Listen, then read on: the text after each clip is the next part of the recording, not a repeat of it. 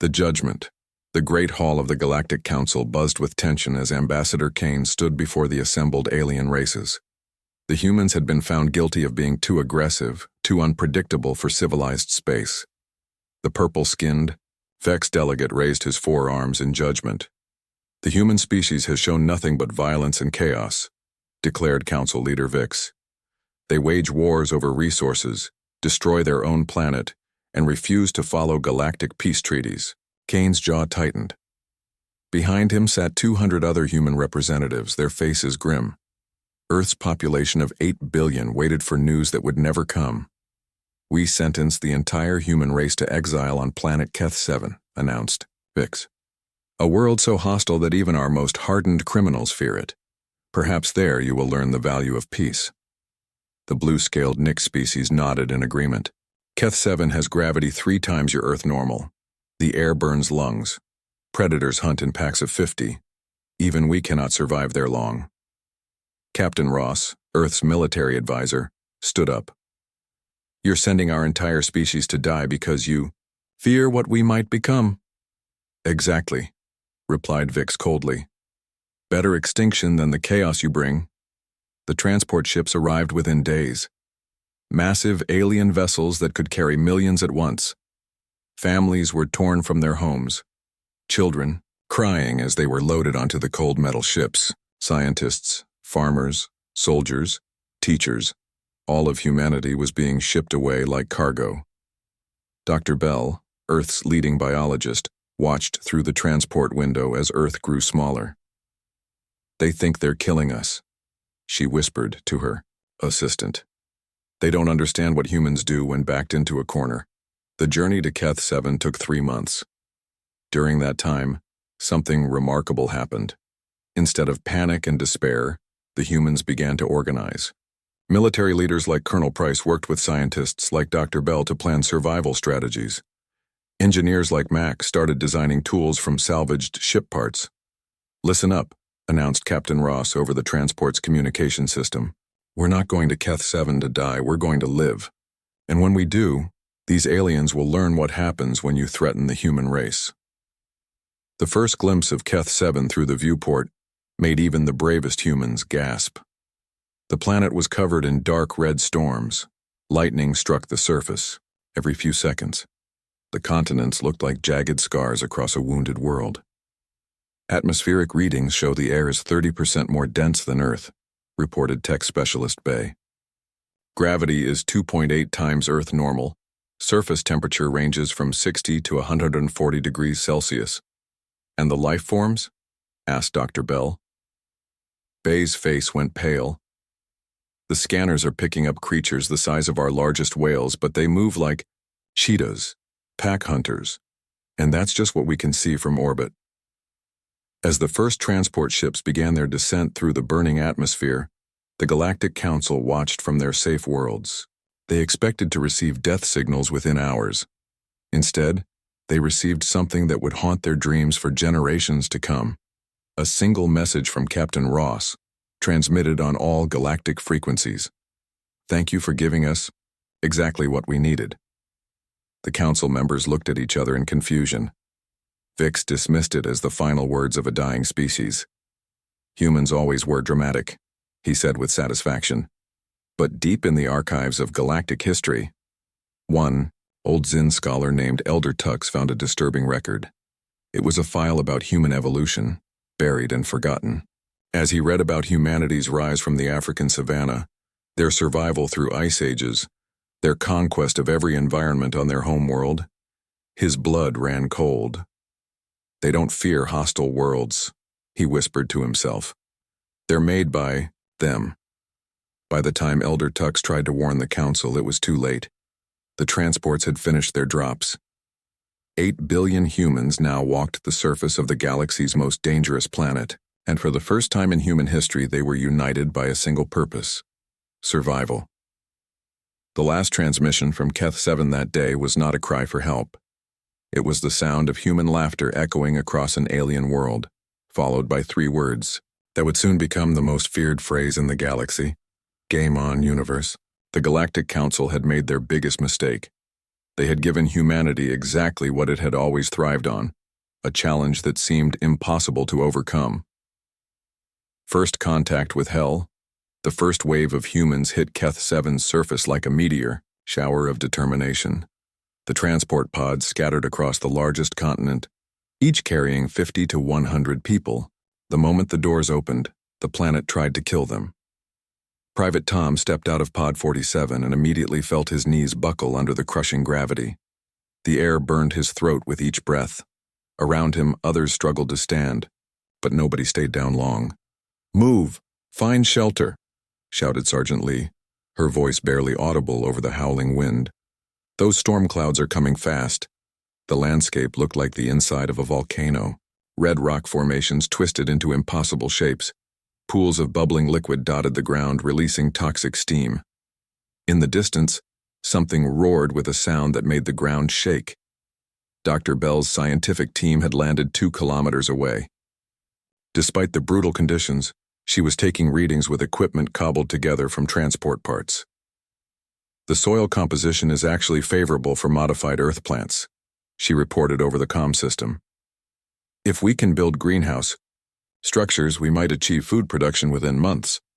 "Months?" gasped her assistant Pete, struggling with the heavy air. "We need food now. Then we hunt," came the voice of Hunter Jim, a former park ranger who had been studying the alien ecosystem through his pod's sensors. "There are creatures out there, big ones. If we can kill them, we can eat them." The first alien predator found them before they found it. The creature burst from underground, a nightmare of claws and teeth the size of a small bus. Its 6 legs moved with impossible speed, despite the heavy gravity. Acid dripped from its jaws as it charged toward a group of civilians. That's when humanity showed why the galaxy should have been more careful about making them angry. Former Marine Lisa didn't hesitate. She grabbed a broken piece of transport hull and used it as a shield, sliding under the creature's attack. Meanwhile, Engineer Mac tossed her a power cell from their emergency supplies. "Catch!" he yelled. Lisa caught the cell, jammed it into the creature's mouth, and rolled away just as Mac triggered the overload remotely. The explosion echoed across the valley, and the first alien predator of Keth-7 became the first alien meal. "Well," said Lisa, wiping acid burns from her makeshift armor, "tastes like chicken." Across the planet, similar scenes played out. Humans were dying, yes, but they were also learning. Every death taught the survivors something new. Every attack revealed weaknesses in the planet's defenses. Construction worker Dan discovered that the toxic pools could be filtered for drinking water if you used the right combination of cloth and transport filter systems. Teacher Amy found that the alien plants could be ground into a paste that helped heal the acid burns. Even the children were contributing. 8-year-old Max figured out that the local insects avoided certain frequencies of sound, leading to the development of sonic barriers. The real breakthrough came when Dr. Bell's team encountered the apex predator of Keth-7. The creature was 30 meters long, covered in armored scales, and had survived on this hellish world for thousands of years. It should have been the end of the human settlement. Instead, it became their first pet. The creature, which the humans started calling Rex, was injured when they found it. A pack of smaller predators had wounded it badly. Most species would have fled. Humans saw an opportunity. "It's dying," observed Dr. Bell as they watched the massive creature struggle against its attackers.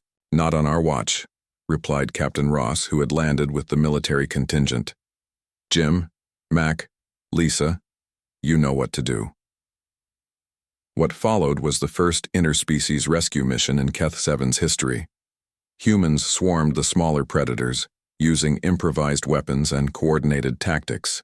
The creatures that had ruled this world for millennia found themselves outmaneuvered by primates who had only been on the planet for 3 days. When Rex recovered, something unprecedented happened. The massive predator, instead of eating its rescuers, began following them. Within a week, it was helping them hunt other creatures and protecting human settlements from attack. "The Galactic Council," transmitted Captain Ross in his daily report, "clearly never studied human history. We didn't conquer Earth by being the strongest species. We did it by making allies." By the end of the first week, humanity had established 12 permanent settlements, domesticated 3 species of local wildlife, created a rudimentary agriculture system, and mapped over 1,000 square kilometers of their new world. The galaxy was about to learn that you don't exile humans to a death world. You give them a new home to improve. Evolution of the exiled 3. Months after the exile began, the Galactic Council received their first status report from Keth-7. They expected to read casualty numbers and pleas for rescue. Instead, they found something that made their worst nightmares seem like pleasant dreams. Population status, stable at 7.8 billion. Casualties, 200,000. New births, 50,000. Current growth rate, positive. Council leader Vic stared at the report in disbelief. This must be an error. Nothing survives on Keth-7 for more than days. But the data kept coming. Surveillance satellites showed impossible scenes. Human cities rising from the red landscape. Massive alien creatures working alongside humans like domesticated animals. Green patches of Earth vegetation growing in areas that should have been completely barren. On Keth-7, the transformation was even more dramatic than the Council feared. Captain Ross stood on the observation deck of New Haven, humanity's first major city. Built into the side of a mountain, it housed over 2 million people. The architecture was a blend of human engineering and alien materials, walls made from the shells of native creatures, power systems that harnessed the planet's constant lightning storms. Status report, he requested from his aide, Officer Blake. Agriculture is exceeding expectations. Dr. Bell's hybrid crops are not only surviving but thriving in the heavy gravity. The root systems are 3 times stronger than Earth plants. We're actually producing surplus food. Ross nodded. And the native species? Integration continues. We now have working partnerships with 12 different creature types. The Rex Pack protects our northern settlements. The Tunnel Dwellers help with mining operations. And the Flying Scouts give us advance warning of storm systems. What the humans had accomplished was unprecedented in galactic history. Instead of simply surviving on Keth-7, they were transforming it into something new. The brutal environment that was supposed to destroy them was making them stronger. Dr. Bell's research station had become the center of the most rapid evolution the galaxy had ever witnessed. Not biological evolution. That took millions of years. This was something faster and more dangerous, technological and social evolution driven by pure necessity. The high gravity is actually beneficial for our bone density, she explained to her research team. Children born here will be significantly stronger than Earth humans. The toxic atmosphere is training our lung capacity. We're developing natural resistance to chemical burns. Her assistant, Pete, had adapted better than most. 3 months of Keth-7 living had turned the former lab technician into someone who could wrestle creatures twice his size. It's not just physical, he observed. We're thinking differently too. More efficiently. Every decision has life or death consequences, so we're getting really good at making the right decisions quickly. The real shock came when the humans encountered Keth-7's most dangerous inhabitants, the hive-mind creatures that lived in the planet's deepest caves. These beings had destroyed every previous attempt at colonization. They were telepathic, incredibly intelligent, and completely hostile to outside life. When they emerged to deal with the human infestation, they expected to find scattered, desperate survivors. Instead, they found something that confused and terrified them, humans who welcomed the challenge. The first contact happened when mining supervisor Kate's team broke through into a hive chamber. The creatures swarmed out, ready to destroy the Yao, intruders with psychic attacks that had driven other species insane. "Hello?" said Kate calmly, despite the alien voices screaming in her mind. "We're your new neighbors. Want to trade?" The hive mind had never encountered a species that responded to psychic assault with a business proposal. When their mental attacks failed to break the human minds, they found themselves in the galaxy's first interspecies negotiation, conducted entirely through telepathy. Engineer Mac, who had joined Kate's team, laid out the deal. You need surface, materials that your mining can't reach. We need deeper mineral deposits. You have vast underground spaces that are perfect for our manufacturing. We have technologies that could improve your living conditions. The negotiation lasted 6 hours and ended with the galaxy's most unlikely alliance. The hive mind, which had never worked with any other species, agreed to a partnership with the humans they couldn't mentally dominate or physically intimidate. By the end of month 3, Keth 7 had become something entirely new. It wasn't just a human colony world. It was a fusion of human determination and alien resources that was stronger than anything the galaxy had seen. Captain Ross sent his final report of the quarter to the Galactic Council. Thank you for the new homeworld. We're ready to discuss the terms of our return to galactic society. Fair warning, we'll be bringing friends. The attached files showed images that would haunt Council nightmares. Humans riding apex predators through alien cities. Hive mind creatures, working in human factories, and worst of all, human children playing happily in environments that should have killed them instantly. The galaxy was about to learn that exiling humans hadn't removed a threat. It had created something far more dangerous, humans with nothing left to lose and everything to prove. The return 1 year after the exile, the Galactic Council received a transmission that would change the balance of power in the universe forever. It came from the edge of their territory, from ships that shouldn't exist, carrying creatures that should have been dead.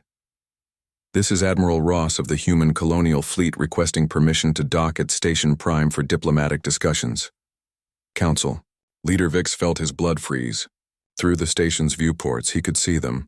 Sleek vessels that looked nothing like human technology, accompanied by creatures the size of small moons. The ships bore human markings, but their design was clearly influenced by Keth 7's.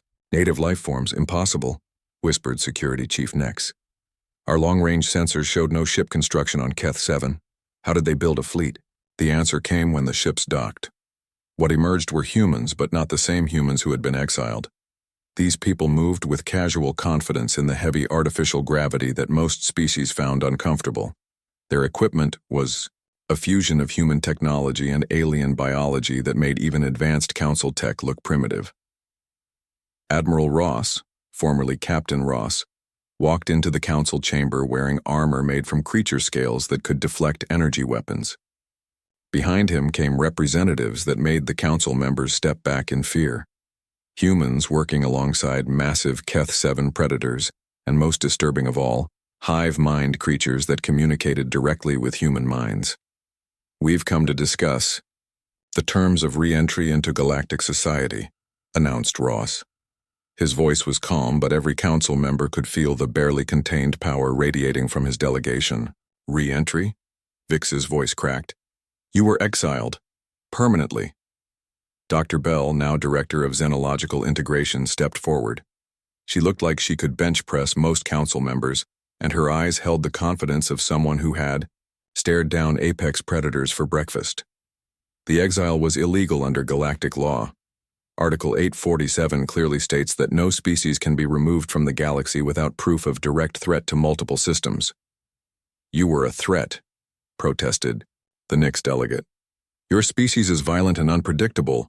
Was, corrected Engineer Mack, whose cybernetic enhancements were clearly derived from hive mind biotechnology. We've evolved.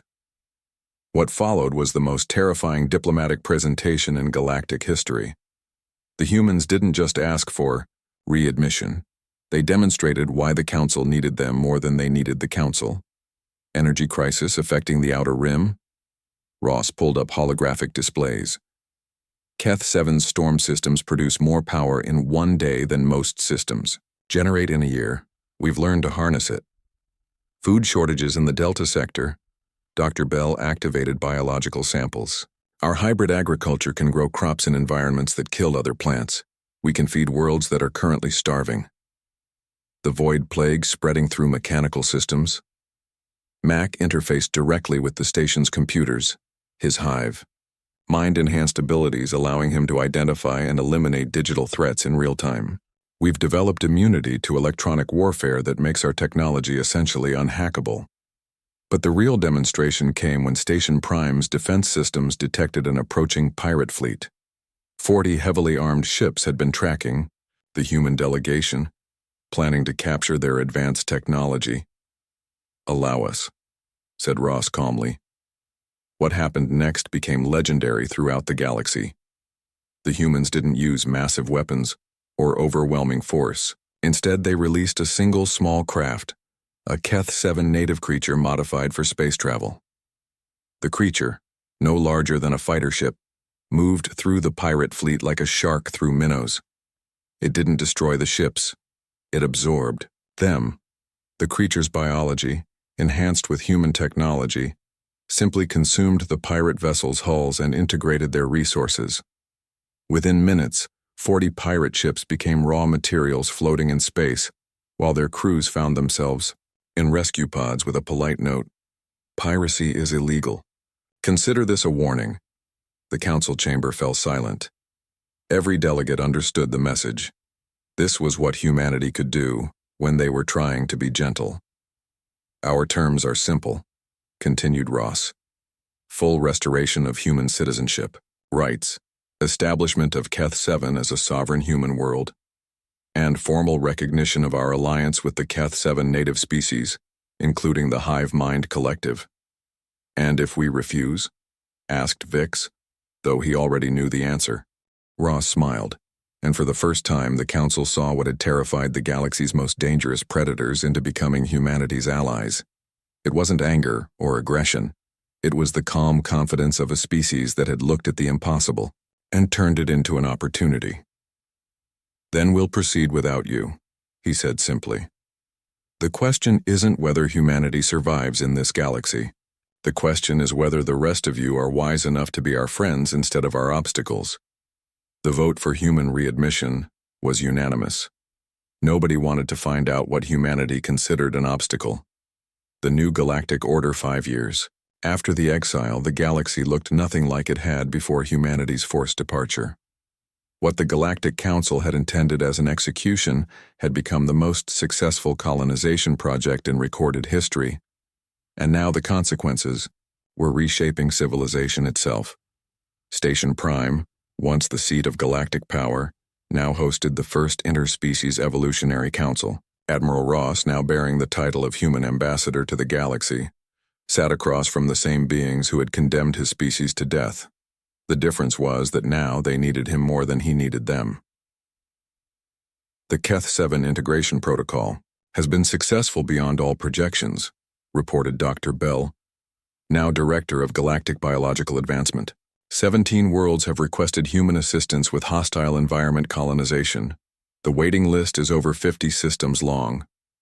Council Leader Vix, looking significantly older and more tired, reviewed the data with growing unease. "Your people have established colonies on worlds we classified as uninhabitable. How is this possible?"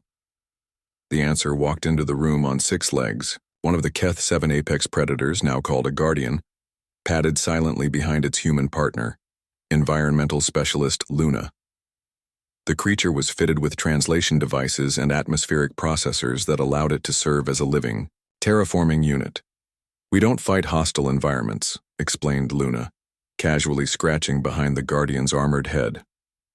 "We partner with them. Every world has native life that's perfectly adapted to local conditions. We just ask them to teach us." The partnership between humans and Keth-7 species had produced results that defied galactic understanding. Worlds that had been written off as completely uninhabitable were now thriving colonies. The secret wasn't advanced technology, it was humanity's unique ability to turn any living thing into an ally. Engineer Mack, now Director of Hybrid Technology Development, demonstrated their latest achievement.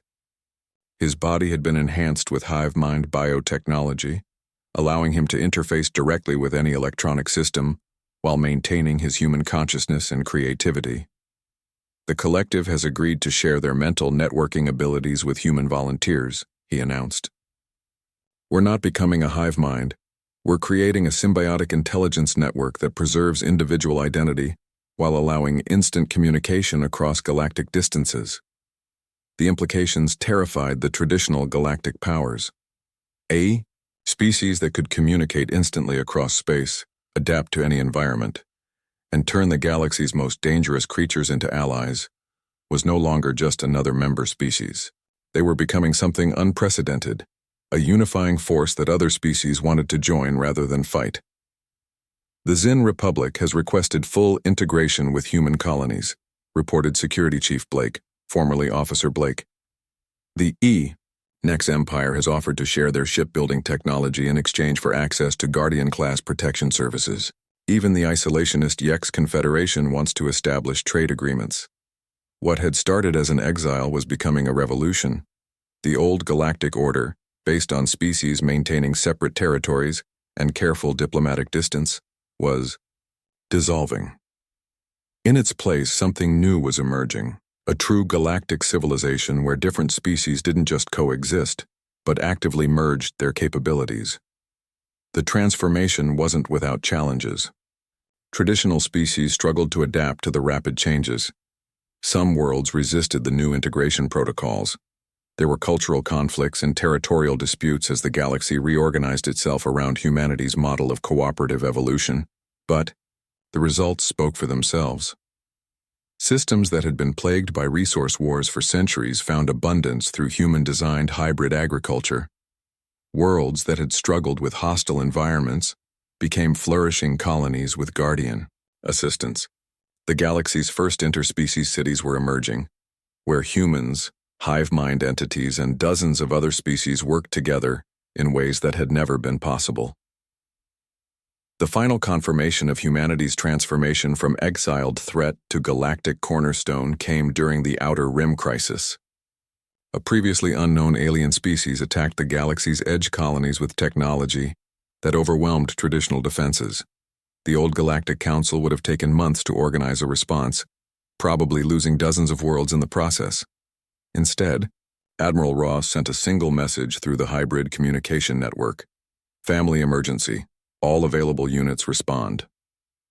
Within hours, the galaxy's response force included human colonies, guardian creatures, hive mind entities, and allied species from across known space. The attacking force found themselves facing not a scattered collection of separate civilizations, but a unified galactic family that had learned to fight as one organism. The battle lasted 6 hours. The aftermath would be remembered for generations as the moment when the galaxy realized it had become something entirely new. As Admiral Ross stood on the observation deck of humanity's newest creation, a living space station grown from Keth-7, organisms and populated by dozens of species, he reflected on the journey from exile to integration. "They tried to get rid of us by sending us to hell," he mused to Dr. Bell, watching their hybrid children play with young guardians in the station's gardens. Instead, they taught us how to make any place into home. The galaxy had learned the most important lesson in human history: never underestimate a species that thrives on being told something is impossible.